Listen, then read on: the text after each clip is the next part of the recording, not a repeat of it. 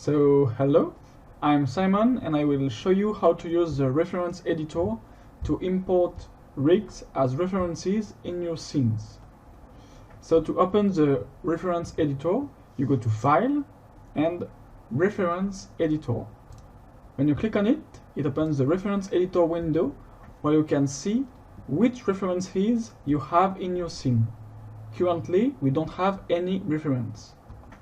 To import a new one, we can click on File, Create Reference, or on this button, or with the shortcut Ctrl+R. And it brings us this window, which allows us to go select the file to reference in our scene.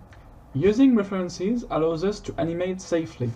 It means that if there's any modification on a rig, and we already have made an animation with that rig, since we use the reference of that rig and not the rig himself, we can change the reference of the rig and still keep the animation we made on it.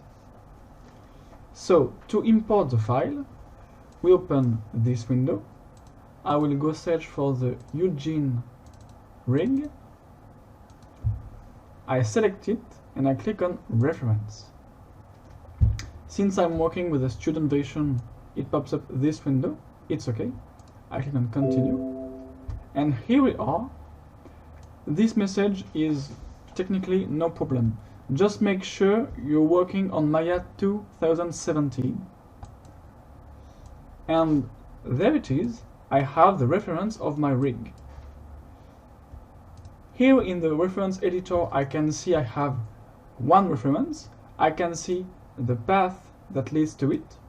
I can reload it if the file has been modified, and I can animate on it like if I had imported it the regular way.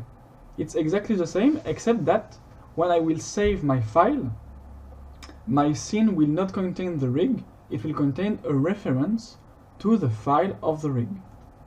So in the case where there's a modification on the rig, you will just have to replace the rig file by the new one and to click on Reload.